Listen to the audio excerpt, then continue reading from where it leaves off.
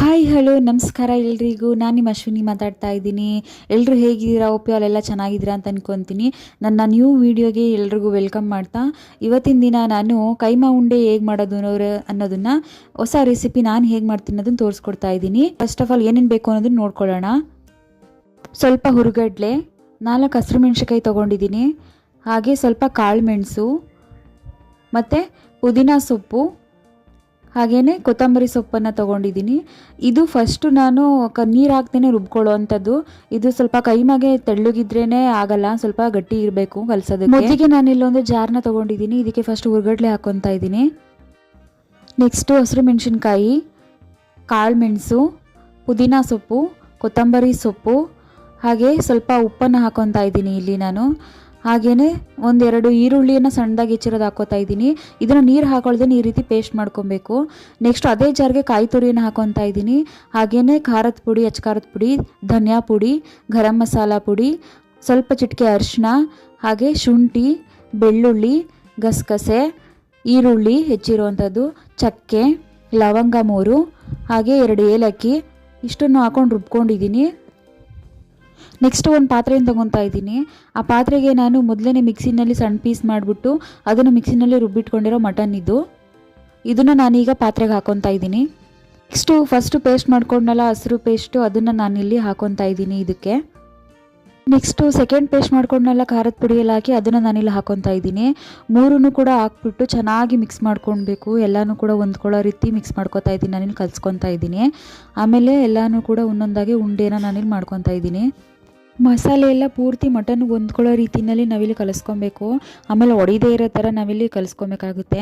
ಸ್ವಲ್ಪ ನೀರು ಹಾಕ್ಬಿಟ್ರೆ ತೆಳುವಾಗ್ಬಿಟ್ಟು ಸಾಂಬಾರು ಗ್ರೇವಿಗೆ ಹಾಕಿದಾಗ ಒಡೆದೋಗ್ಬಿಡುತ್ತೆ.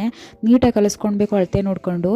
ನೆಕ್ಸ್ಟು ನಾನಿಲ್ಲಿ ಎಲ್ಲ ಉಂಡೆಗಳನ್ನೂ ಕೂಡ ಒಂದು ಪ್ಲೇಟ್ಗೆ ಇಲ್ಲಿ ನಾನು ಹಾಕ್ಕೊಂಡಿದ್ದೀನಿ. ನೋಡಿ, ಈ ರೀತಿಯಾಗಿ ಉಂಡೆನ ಕಟ್ಟಿ ಇಟ್ಕೊಳ್ಬೇಕು. ನೆಕ್ಸ್ಟು ಆವಾಗಲೇ ರುಬ್ಬಿದ್ನಲ್ಲ ಮಸಾಲೆ, ಅದಕ್ಕೇನೆ ಟೊಮೊಟೊವನ್ನು ನಾನಿಲ್ಲಿ ಸ್ವಲ್ಪ ಎತ್ತಿಟ್ಕೊಂಡಿದ್ದೆ, ಅದಕ್ಕೆ ಟೊಮೊಟೊ ಹಾಕ್ಕೊಂಡು ಪೇಸ್ಟ್ ಮಾಡ್ಕೊತಾ ಇದ್ದೀನಿ.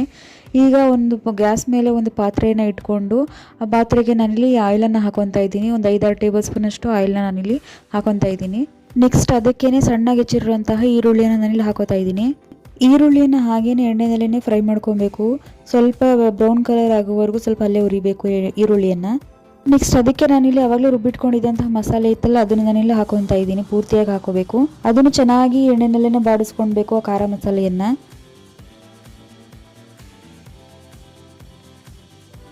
ನೆಕ್ಸ್ಟ್ ಅದಕ್ಕೆ ನಾನು ರುಬ್ಬಿರೋಂಥ ನೀರೇನಿತ್ತು ಅದನ್ನು ನಾನಿಲ್ಲಿ ಹಾಕ್ಕೊತಾ ಇದ್ದೀನಿ.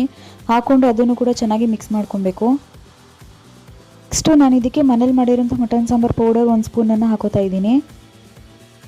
ಚೆನ್ನಾಗಿ ಮಿಕ್ಸ್ ಮಾಡ್ಕೊಬೇಕು ಅದನ್ನು. ನೆಕ್ಸ್ಟ್ ನಾನಿಲ್ಲಿ ರುಚಿಗೆ ನೋಡಿಕೊಂಡು ಉಪ್ಪನ್ನು ನಾನಿಲ್ಲಿ ಆ್ಯಡ್ ಮಾಡ್ಕೊತಾ ಇದ್ದೀನಿ. ನಂತರ ಎಲ್ಲನೂ ಚೆನ್ನಾಗಿ ಮಿಕ್ಸ್ ಮಾಡ್ಕೊಳ್ಳಿ. ಗ್ರೇವಿ ಚೆನ್ನಾಗಿ ಕುದಿಯೋವರೆಗೂ ಬಿಡಬೇಕು. ನೋಡಿ, ಈ ಥರ ಕುದೀತಾ ಇರಬೇಕು, ಚೆನ್ನಾಗಿ ಬೆಂದಿದೆ ಅಂತ ಅರ್ಥ. ಆವಾಗ ಒಂದೊಂದು ಉಂಡೆಗಳನ್ನ ನಾನಿಲ್ಲಿ ಹಾಕ್ಕೊತಾ ಇದ್ದೀನಿ ಗ್ರೇವಿ ಒಳಗಡೆ. ಜಾಸ್ತಿ ಗಟ್ಟಿಯಾಗಿ ಕಲಿಸ್ಕೊಳ್ಳೋಕೆ ಹೋಗ್ಬಿಡಿ, ಯಾಕೆಂದರೆ ಒಳಗಡೆ ಹಸಿ ಹಸಿಯಾಗೇ ಇದ್ದುಬಿಡುತ್ತೆ. ಚೆನ್ನಾಗೂ ಬೇಯೋದು ಇಲ್ಲ ಕೂಡ. ಸ್ವಲ್ಪ ಸಾಫ್ಟಾಗಿರಲಿ ಕಲಿಸುವಾಗ. ಕಡಲೆನ ನೋಡ್ಕೊಂಡು ಹಾಕ್ಕೊಳ್ಳಿ. ಎಷ್ಟು ಮಟನ್ ತೊಗೊಳ್ತೀವಿ ಅದ್ರ ಅರ್ಧದಷ್ಟು ಹಾಕ್ಕೊಳ್ಳಿ ಸಾಕು. ನೆಕ್ಸ್ಟ್ ನನಗೆ ಕೊತ್ತಂಬರಿ ಸೊಪ್ಪನ್ನು ನನಗೆ ಗಾರ್ನಿಷ್ಗೆ ಹಾಕ್ಕೊತಾ ಇದ್ದೀನಿ. ಕೊತ್ತಂಬರಿ ಸೊಪ್ಪು ಹಾಕೋದ್ರಿಂದ ನೆಕ್ಸ್ಟ್ ಲೆವೆಲ್ ಫ್ಲೇವರ್ ಕೊಡುತ್ತೆ. ನೋಡಿ, ಈ ರೀತಿ ಕಾಣಿಸ್ತಾ ಇದೆ ಉಂಡೆಗಳೆಲ್ಲ, ಯಾವುದೂ ಒಡೆದೋಗಿಲ್ಲ ಉಂಡೆಗಳು. ಇದನ್ನು ಚೆನ್ನಾಗಿ ಸ್ವಲ್ಪ ಹೊತ್ತು ಒಂದು 5 ನಿಮಿಷ ಬೇಯೋದಕ್ಕೆ ಬಿಡಬೇಕು. ಕೈಮಾ ಉಂಡೆ ಇವಾಗ ರೆಡಿಯಾಗಿದೆ. ನಾನಿಲ್ಲಿ ಒಂದು ಬೌಲ್ಗೆ ಅದನ್ನು ಸರ್ವ್ ಮಾಡ್ಕೊತಾ ಇದ್ದೀನಿ. ಈ ರೆಸಿಪಿ ನಿಮಗೆ ಇಷ್ಟ ಆಗಿದೆ ಅಂತ ಅಂದ್ಕೊತೀನಿ. ಮನೇಲಿ ನೀವು ಒಂದ್ಸಲ ಟ್ರೈ ಮಾಡಿ ಹೇಗೆ ಬಂತು ಅಂತ ತಿಳಿಸಿ. ಈ ವಿಡಿಯೋ ನೋಡಿದ್ದಕ್ಕಾಗಿ ಥ್ಯಾಂಕ್ ಯು. ಎಲ್ಲರೂ ಲೈಕ್ ಮಾಡಿ, ಶೇರ್ ಮಾಡಿ, ಕಮೆಂಟ್ ಮಾಡಿ, ಹಾಗೆ ಸಬ್ಸ್ಕ್ರೈಬ್ ಮಾಡೋದನ್ನು ಮಾತ್ರ ಮರಿಬೇಡಿ. ನಾನು ನೆಕ್ಸ್ಟ್ ವಿಡಿಯೋದಲ್ಲಿ ಸಿಗೋಣ. ಟೇಕ್ ಕೇರ್, ಬಾಯ್.